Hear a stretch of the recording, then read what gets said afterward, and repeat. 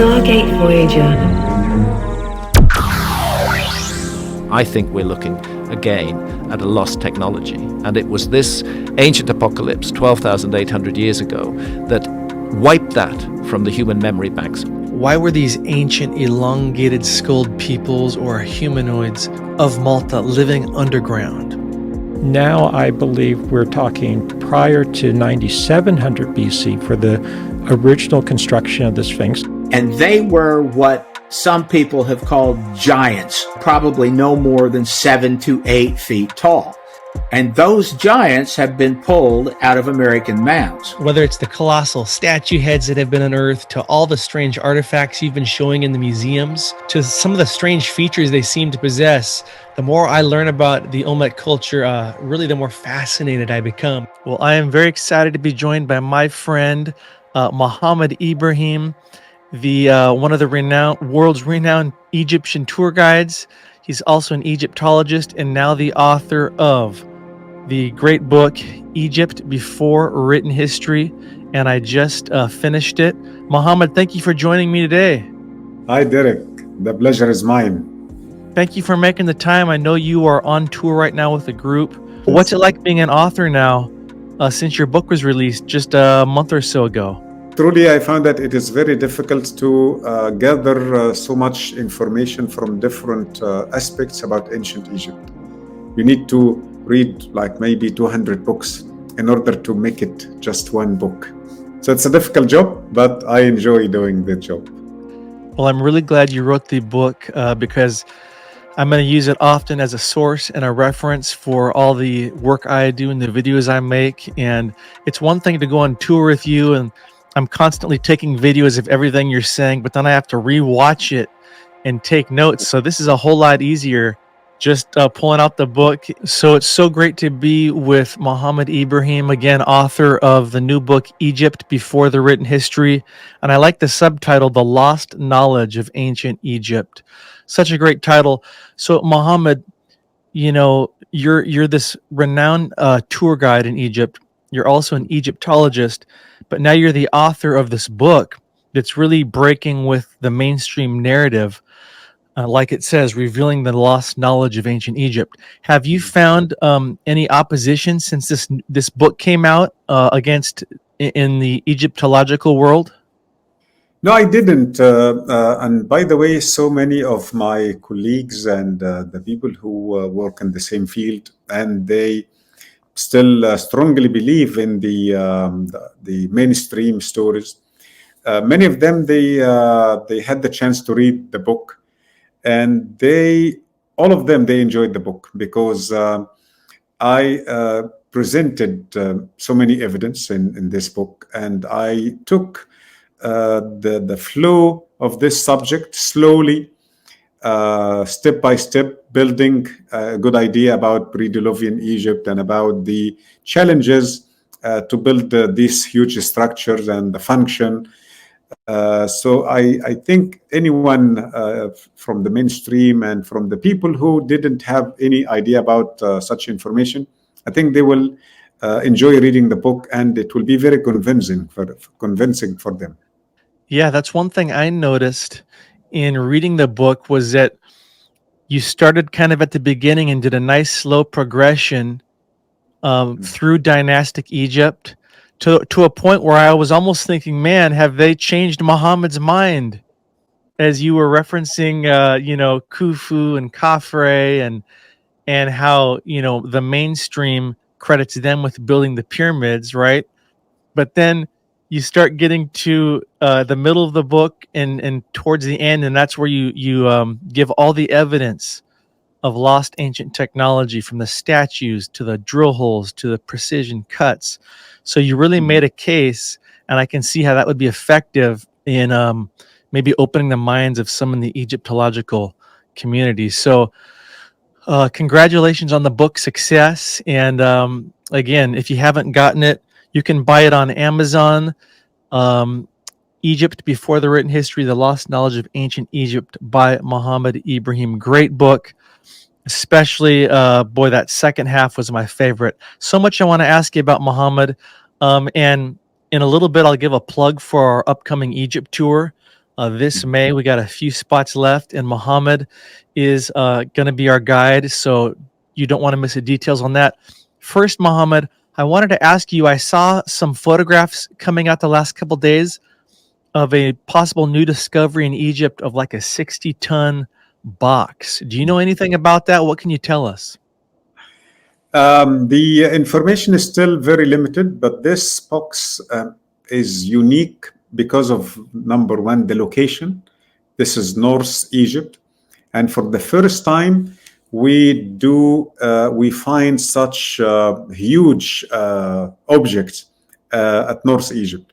By the way, there are so many objects and buildings are in North Egypt, but all of them are buried under hundreds of tons of mud and houses and green land.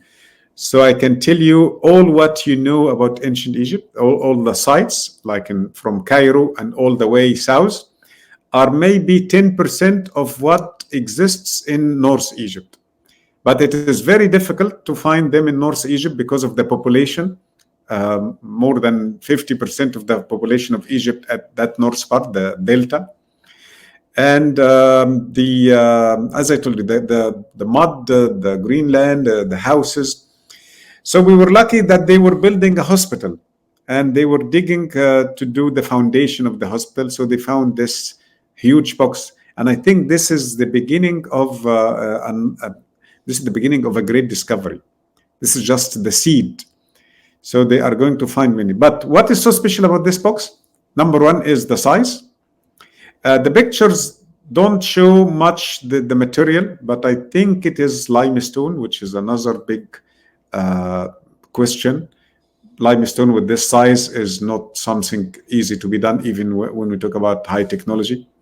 And the two knobs, which most of the cases it was from the narrow sides, the front and the back, but this time from the wide side, okay, which is weird. This is, I think, maybe the first example we have for such a statue, for such a box, that the two knobs are from the side way, not the front or the back side.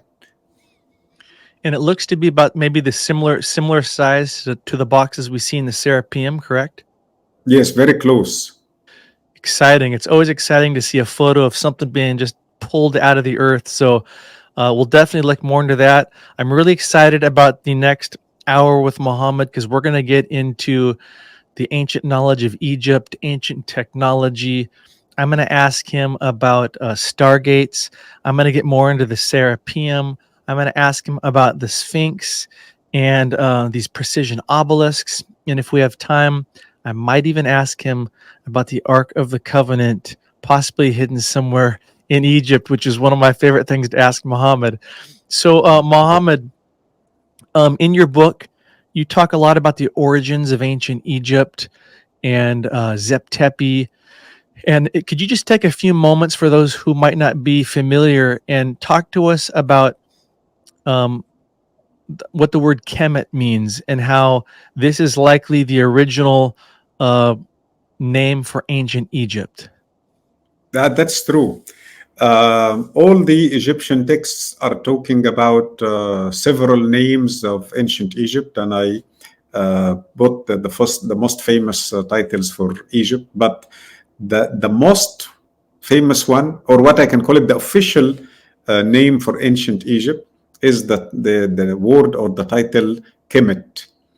Kemet came from an Egyptian word Kem, and Kem means black.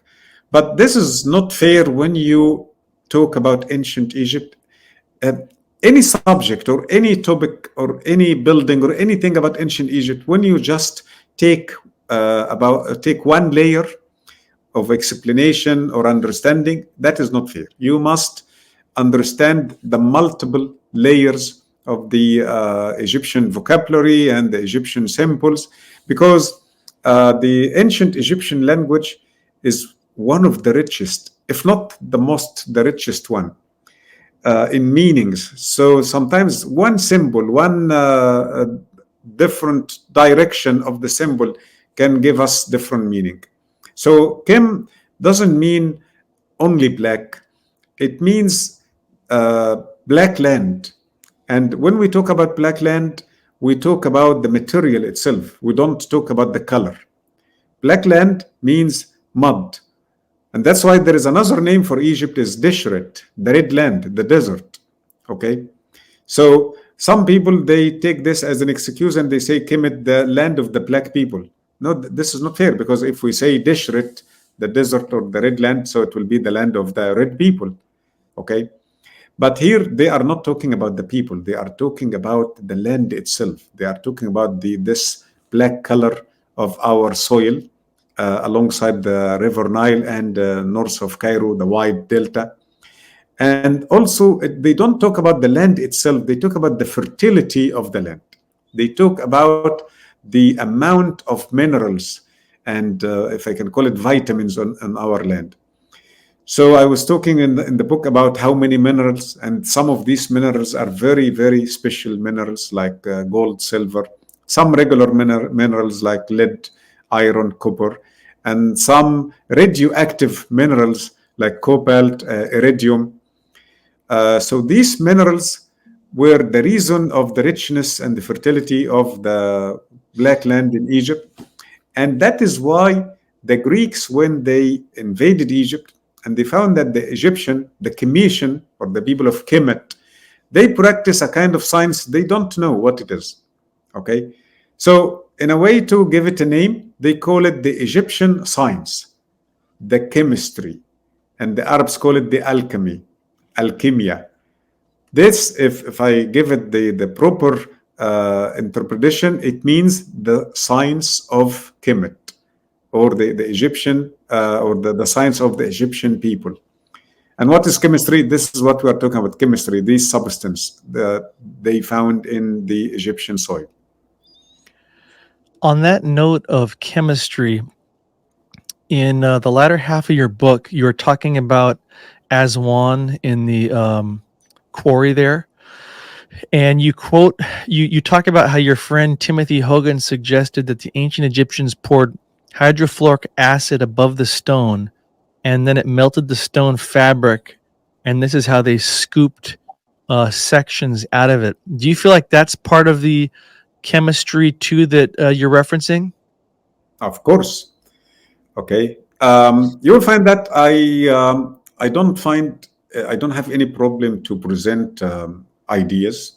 Okay, either I like or I don't like, but I'm trying to put in front of the people who are reading the book many point of views, because if these opinions don't make sense, at least they know what what is the kind of theories they must escape, and the other theories it makes sense, so they will or plus me dig more and try to do more work to find the truth and to find out if these theories are right or wrong. So the idea of hydrofluoric acid, I see it very good theory about the explaining the scoop mark. And for the people who don't know, when you see the unfinished obelisk in Aswan at the quarry still there, you see the scoop mark as if they were scooping ice cream or soft cheese. So maybe this idea using the hydrofluoric acid to soften the layers or the surfaces of the granite, I see it as a good idea. And in my opinion, it makes sense because it matches the tool mark we see at the quarry. Right. It's so interesting to see these massive obelisks in this quarry that are unfinished. And like you said, it's like there's ice cream scoops out of the top of them, and even, around every side about 1 meter long. And yet this is rose granite. This is some of the hardest stone. Like you say, it's full of quartzite, yet they were scooping it like butter. Insane to think about. I want to come back to the unfinished obelisks. But first I want to ask you, we're going to kind of jump all over here today. On our last tour, I remember it was our final last full day, where you saved the best for last, and we were going to go inside the Great Pyramid for the private visit, right? The grand Yes. finale. And for some reason, we had to wait on the bus. I think maybe about 20 minutes to get in, so we were just kind of killing some time. In the bus, you were sharing with us stories that you've heard or you've read about some of the healing properties inside the Great Pyramids, and you were talking about even cats that they had found in the Great Pyramids that had died, yet their bodies didn't decompose. Um, Tell us more about that and anything you know about this, because I've been meaning to ask you ever since. Okay. I don't remember what age I was. I would like maybe 14 years old. My school took us to the book fair. That was in East Cairo. I was walking and wandering around the sections, and there were many books, thousands of books. But then I was attracted to a book written by an Egyptian journalist called Anis Mansour, and this book was the title of the book, as I remember, The Secrets of the Great Pyramid. And I started to read the book, and I believe I finished the book even before I went back to my house. So only the 1 hour driving back to my house, I finished the book. And in the book, they were talking about some strange phenomena happening inside the Great Pyramid, inside this room, the so-called King's room. Because there are two more rooms. One, they call it the Queen's, and the other one, the subterranean under the pyramid. But the stories were about this room, and this room is full of granite, built entirely from inside with granite. So, but he didn't mention, the author in the book, that this information, granite, I know because that is now my field. So granite, especially rose granite, contains between 20 and 60% of quartz. Okay, so I think this is the reason. So what I read in the book and attracted my attention the most, that so many travelers over ages, they discovered that nothing go bad inside the pyramid, nothing decay inside the pyramid. And he mentioned that some of the tourists in the end of 19th century and beginning of the 20th century, they were escorted by local tour guides inside the Great Pyramid, and they found some dead cats. So they made a point like, what happened and why don't remove these cats? And from the condition of the cat, it seems like the cat died maybe a night before they get in, still in good shape. But they were surprised that the local guides told them, no, these cats died a long time ago. Some cats died a year ago and 2 years ago. And some in different condition became like a mummy style, but still no smell, still no decay at all. So they started to do some experiments, other researchers. They found that everything was moisture, like skin, like beef or chicken, fish. It changes to become dry, but never decay. Also, polluted water with some minerals like lead, it becomes clear after 3 nights. Some wounds and some skin stains or like these kind of red dots above the skin, it heals inside the pyramid if you stay 3 days there, and especially if you use this purified water inside the pyramid. And one of the latest research about the pyramid and this room, it talks about how the energy inside this room affects the human brain, which stops creating new cells from the age of 13 or 14 years old. From day one as a baby till 13 years old, any damaged cell in your body creates a new one. And the brain, the same, it does the same thing. Okay. But inside the Great Pyramid, the brain, it starts to do this again. So you call your tour company Saba Tours, and I want you to tell my viewers, listeners, what Saba means, basically in English, and why this word, how this word is found all over Egypt. I think that was 9 years ago when I saw in one of the temples, city first temple in Abydos, I saw a symbol, Saba, and the word Saba means a star. But I saw next to this symbol, another symbol is a gate, that vertical gate, like a door, but it is not regular door. So I started to think, I know the word Saba, and I studied the word Saba, sometimes as a full word, and sometimes adjusted the symbol star. So I checked the dictionary, and I found the dictionary is saying that the word without the gate, it is Saba, and with the gate, it is also Saba. So what is the meaning? With the gate, they still call it star. But I found, no, this is wrong, because I found that the symbol gate by itself is called gate, roti. This is the Egyptian word, okay? So I found that something is wrong here. The translation of this symbol is not correct. But because I started to pay attention to the symbol, my eyes started to track the symbol in many writings. And I found that they truly talk about stargates, because later I found different styles of this word. The second word I found, Great Stargate. And then I found stargates. The word gate here is plural. And then I found stars gate. And I started to see different types of the combination of the stars and the gate. And then I found in the Dendera temple many stargates. And instead of putting the word star next to the gate, now they brought, or they made the gate and bunch of stars above the gate. And in the text above this picture, they wrote the word Saba again, as if they want to tell us that the below symbol is Stargate.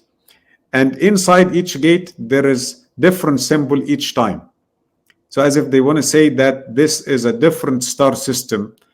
And I didn't find any of these symbols having the same number of stars. No, they were all including different numbers. Some were 8, some 10, some 13, or one includes 8, 10, 13, 15 stars.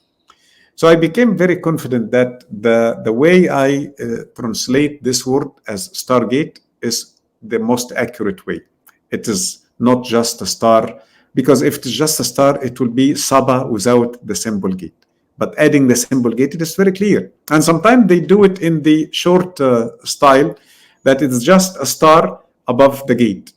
So this is very clear. This is a star gate. Because in another text, when they want to talk about the star as a star, they draw just a star. They never bring draw the star and the gate. But when they want to talk about the Stargate, they put the symbol star and the symbol gate together.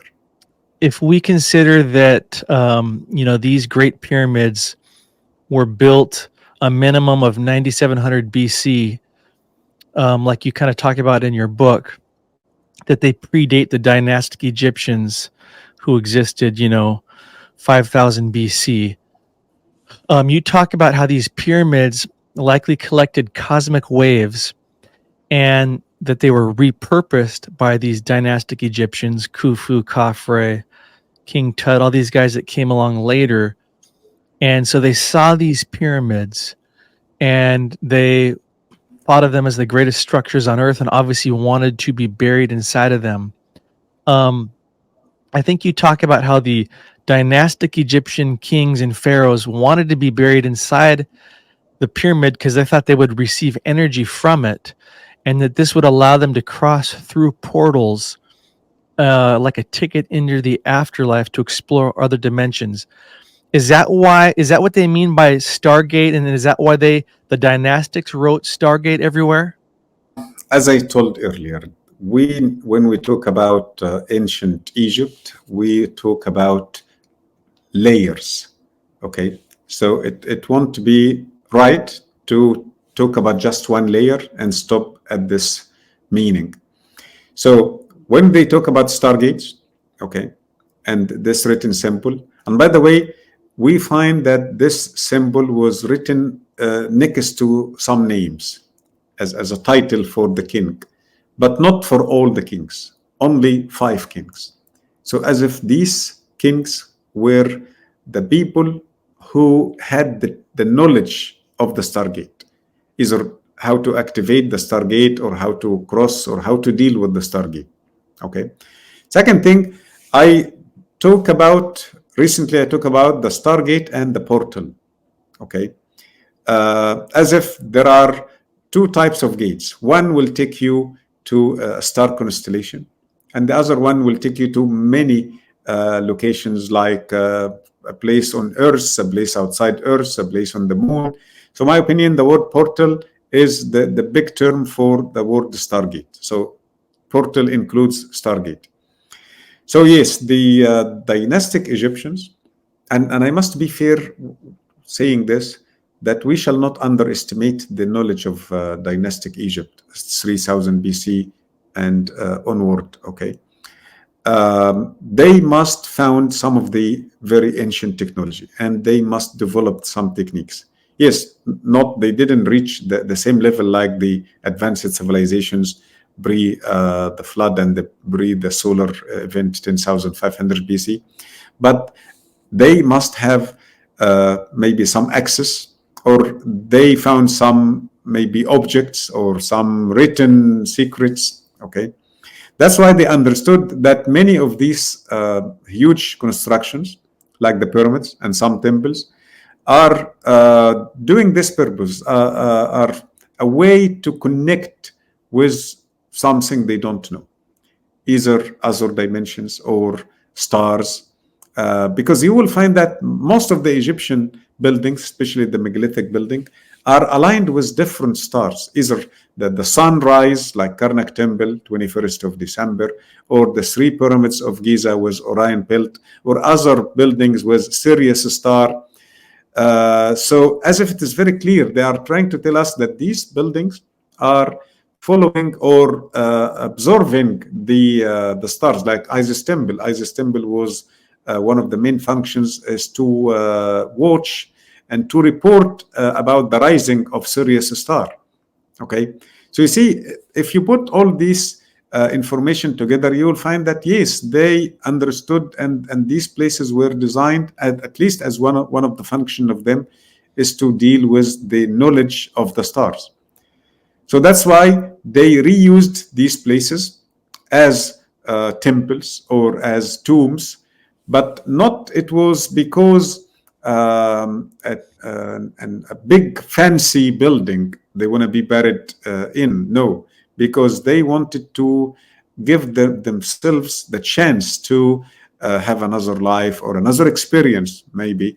Okay, so they were waiting for something. They said, okay, I want to be buried there to find something, or something can happen.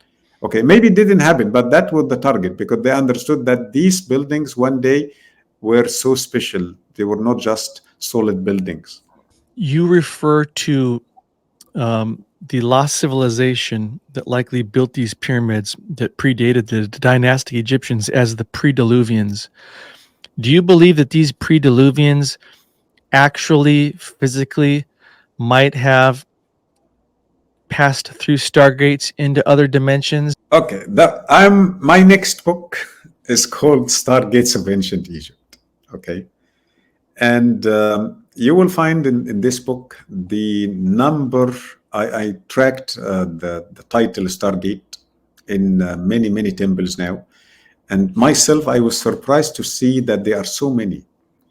And not only this, but also I saw hundreds of old pottery jars from what we call it pre-dynastic, 4000 BC, 5000 BC, and 6000 BC. In these pottery jars, there are also some strange paintings, mainly spirals. And I think they were talking also about kind of portals or stargates. Some other designs, like in Karnak Temple, there is the chapel of 7 gates. So there are so many things. It is not just one symbol says Stargate. No, there are so many examples, different styles, but all of them lead to this fact. Also, some kind of paintings in some caves, like we have a cave in far southwest of Egypt, and the cave is talking about the swimmers, and they have different, like something like modern swimsuits and oxygen masks. And when we talk about these pottery jars, as if the same idea that these people may be either oral tradition they were sharing, or they found some things active during their time, and they wanted to send us the message that there was something weird was going on. Let's talk for a minute about the timelines of ancient Egypt. In your book, one of the things I really liked was you kind of share the mainstream narrative of pyramid building. And, you talk about the different dynasties. You got the old kingdom, the middle kingdom, the new kingdom. So the mainstream narrative says that the greatest of all pyramids, the Great Pyramids, were constructed, I believe, in the 4th dynasty, correct? Yes. Yet, if you look at the timeline of the dynasties, the old kingdom, which came, right after the pre-dynastic era, which was, archaic. Why did the old kingdom build the best pyramids and then they got worse as time went on? That doesn't seem to make sense. Tell us a little bit about that. Exactly. When you read the story of the building's evolution, it doesn't make sense at all. How? We talk about dynasty 1, or let's say pre-dynastic first. Pre-dynastic, we all agree that they were using very primitive techniques, and they didn't develop any tools. Even the pottery wheel. The pottery wheel was developed or was started to be used in Dynasty 2. Okay, so imagine pre-dynastic primitive techniques. Dynasty 1, Dynasty 2, also primitive techniques. And when we talk about tombs and what they call it mastaba tomb, they built one mastaba, one layer, and then suddenly at Dynasty 3 they developed a pyramid. They call it the step pyramid, 6 mastabas. So from 1 to 6, there is no 2, 3, 4, 5. Okay, but that can be called like a giant step, maybe in evolution. But what is very like outside the common sense, that from these slowly steps of evolution, then you find that in Dynasty 4 they gave us the best example of pyramids.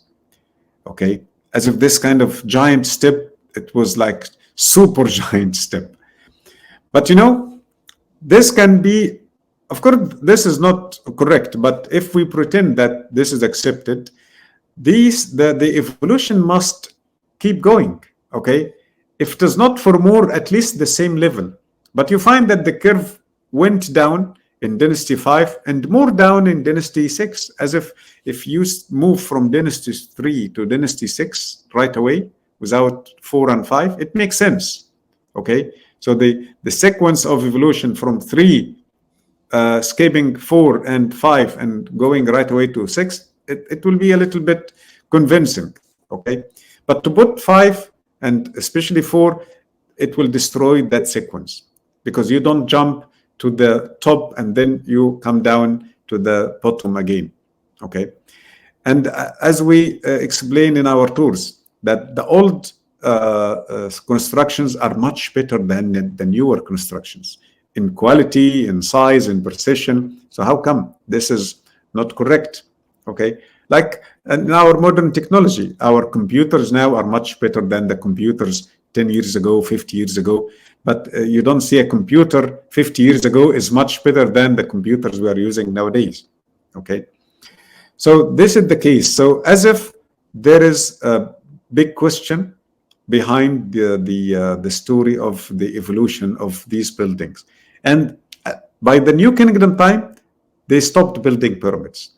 That's why when you say I found it's a must to present the famous mainstream story so people can understand what are the locations of these mistakes and of these points which don't make sense with common sense and with logic and science also. Right. And you've hit on a lot in your book and on tours, even what the mainstream calls the pre-dynastic era, which were the archaic, really caveman type. We've found these precision crafted vessels and vases that look like they were literally machined or laser cut. And then we've got these pyramids. So we've got all these things that just, like you said, don't seem to add up when you look at the science, when you look at the evidence. I want to ask you about Elephantine Island. This is one of my favorite places to visit on our tours. It's so beautiful down in that part of Egypt as you're sailing on the Nile.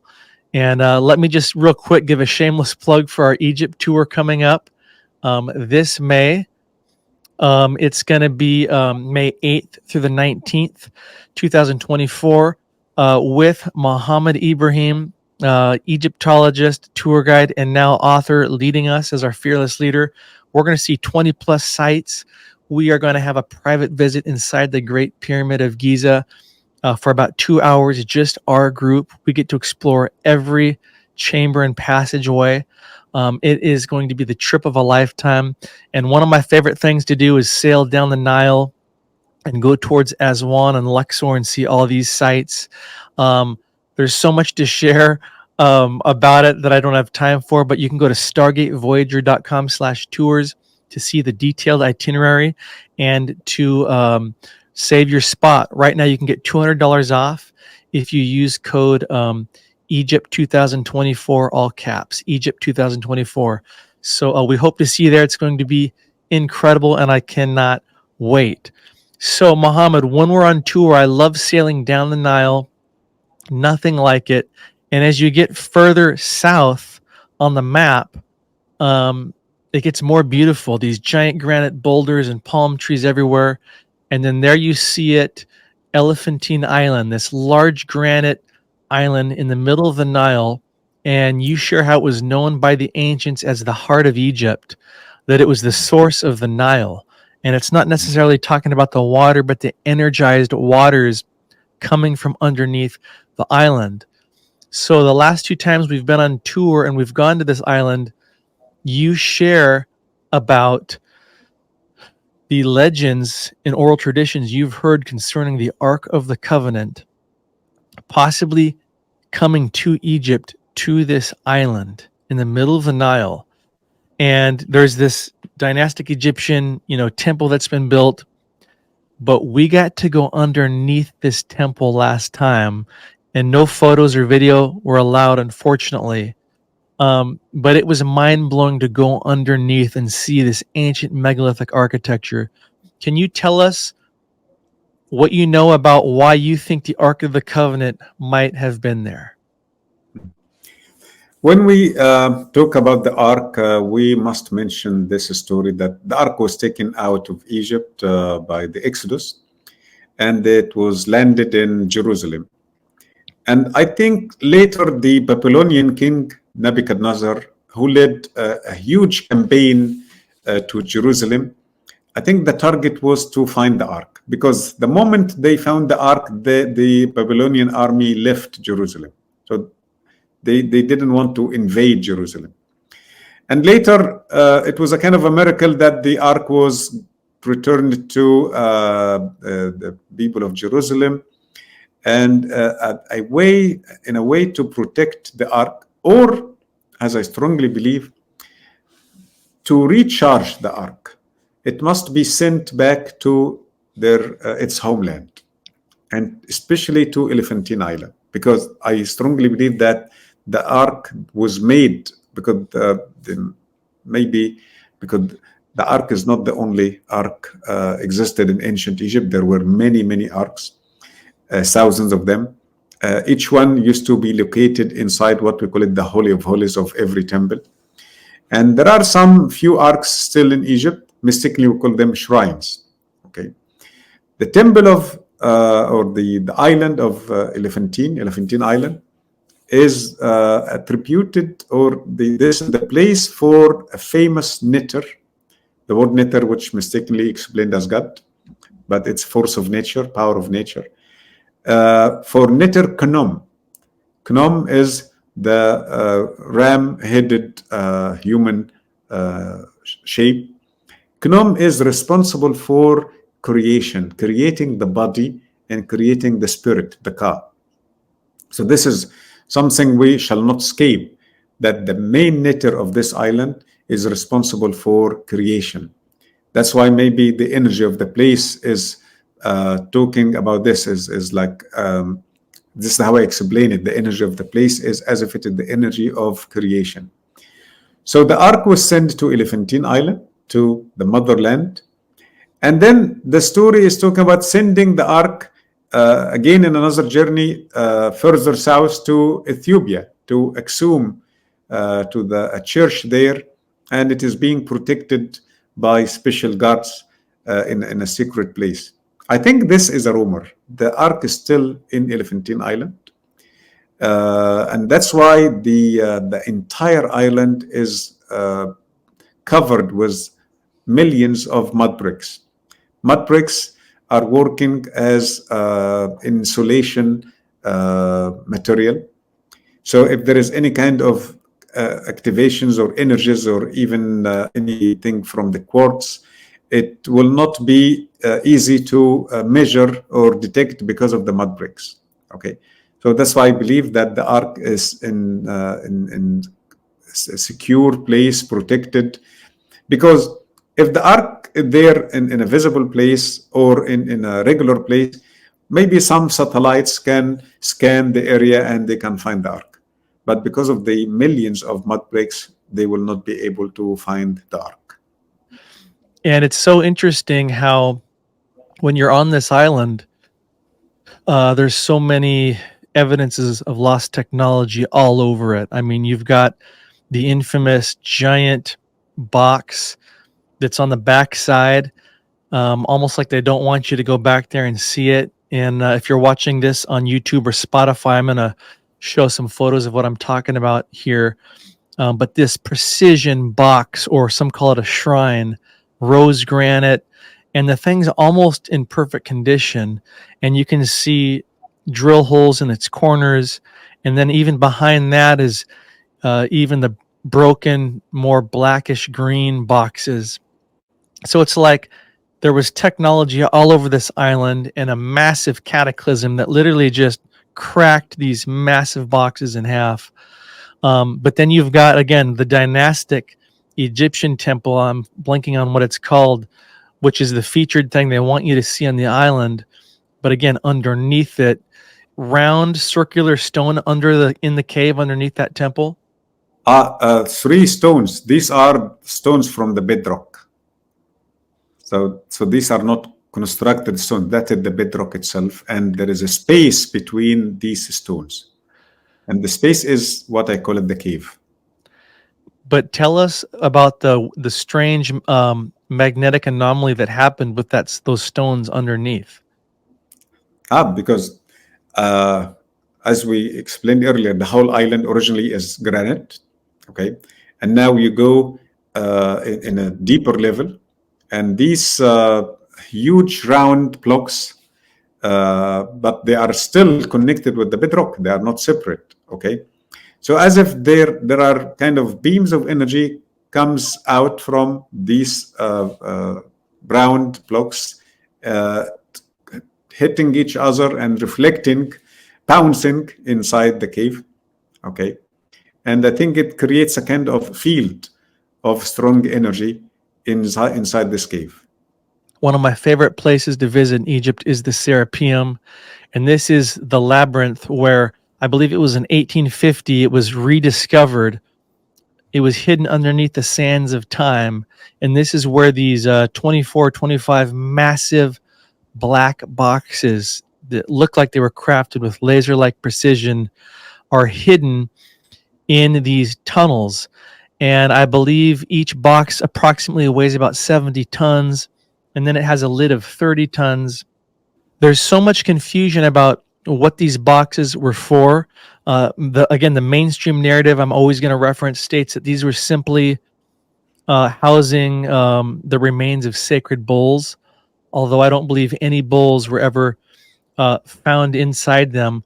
Tell us about these black boxes in your theory, and then I might ask you a few more questions.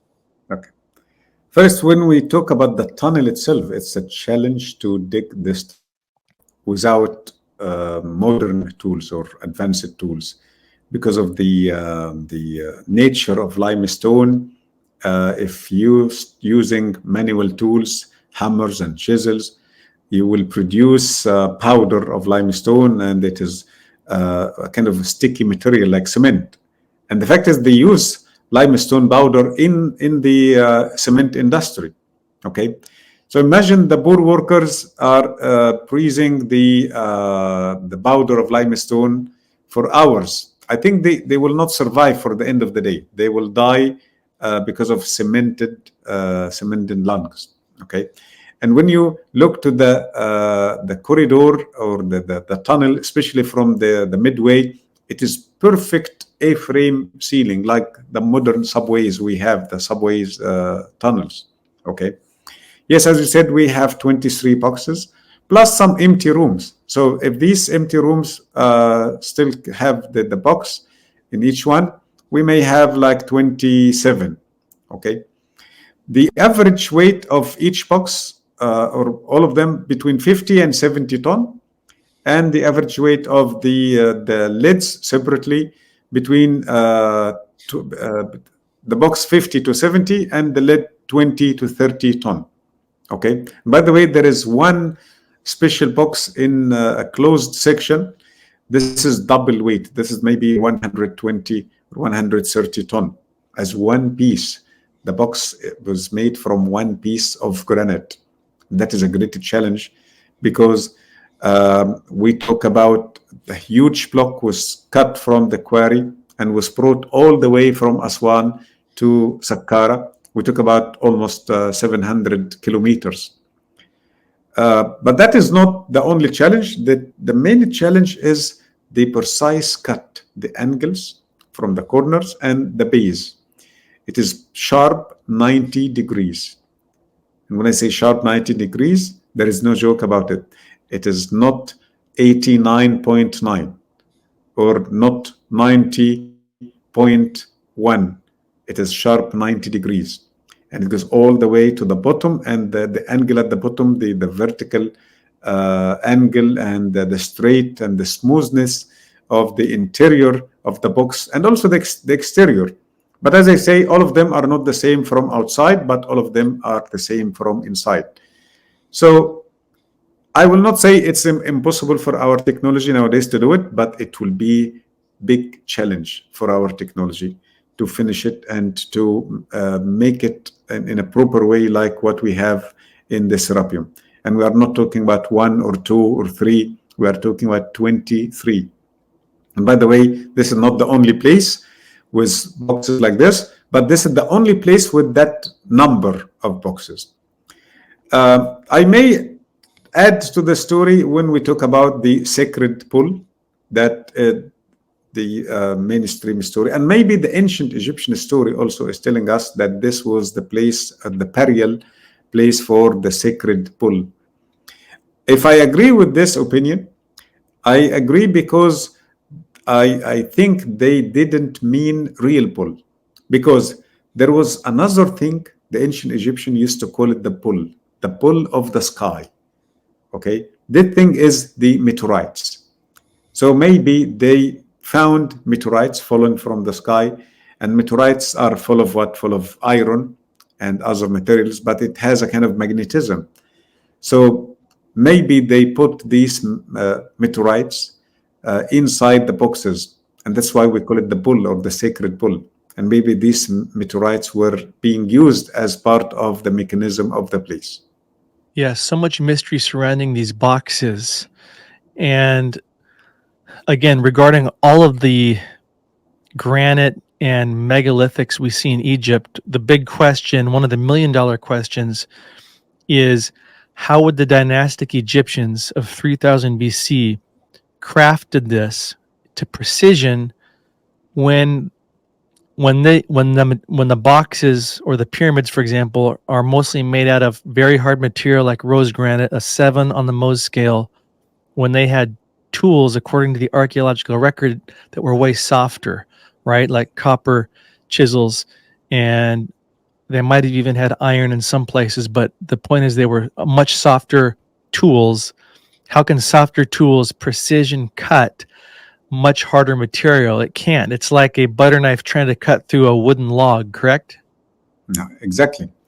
And by the way, because sometimes you may see a video on YouTube or something like this, for a people try to show you that a copper saw with a process of material like sand can make a cut or a scratch. That is true. Theoretically, that is true. But if we try to do one, okay, as real project, then we will understand that this is not a good idea at all. And we have famous two experiments. One, we call it the Japanese pyramid in Egypt, and the second one, we call it NOVA, N-O-V-A pyramid. They wanted to build a very small pyramid, like 16 meters high, using the same claimed techniques. And they failed. Both projects didn't finish the job properly. Okay, and they found that the techniques they claim is not working. Okay, so even if we talk about iron tools, okay, it is not the same thing. Because we are not talking about something was made in a good way or in a nice shape. No, we are talking about precision. We are talking about soft sides, super smooth, straight cuts, 90 degrees angles. So these precisions will not be made by manual tools, either copper is impossible, of course, or iron tools, because we are talking about, as you said, rose granite. We are not talking about limestone or sandstone. Okay, it can be handled, which is still also a big problem, but it's still okay. Iron tool can do the job maybe, but we are talking about rose granite. It's a very, very big challenge for tools like this. And regarding these boxes, one other note. If it was really just men down there chiseling these out with hammers, they would have died and suffocated from all the dust they were breathing. Mm-hmm. Number two, it would have been pitch black. And so because this is subterranean, they would have had to have, torches or some kind of light source. And the fumes from that would have affected their health too. And then these things are so heavy at 100 tons, you would need an army. We're talking thousands of men to transport, yet there's no way they could fit in the little enclosures that surround the boxes, right? And so you've got all these questions that point to this was here way earlier, and it was found. Last question on the boxes. When we were there inside them last time, you stated how you thought, or you were theorizing that these boxes possibly housed meteorites. But in your book, you talk about how there was even liquid coming out of one of the boxes. Tell us about the liquid, and then tell us how you theorize that some event happened, and that's why they're just sitting there unfinished. Yes, one of the boxes, they allow us to get close, okay, and we can walk around. I realized that the box is polished and very shiny, and sometimes when you take a picture with flash, it reflects the flash, the light. All of them are this way, but because this is the one we can get close. So I was looking very carefully to the surface, and I found that the bottom of the lid, because the lid is like sliding slowly outside the edge of the box, the bottom is looks like a dusty surface, but the side is polished. So I looked carefully, and I found that there's a kind of a stain, like a liquid drop or like water leaking down from the side to the bottom and causing the same polished surface to this dusty bottom. So I started to track similar examples, and I reached the idea that after they finished the box, they covered the box with a kind of chemical material. I think is a way to maybe enhance the ability of the box, or to make it more maybe connected, or more giving the box like what I call it skin. Okay, and that's why the box is very polished and very shiny.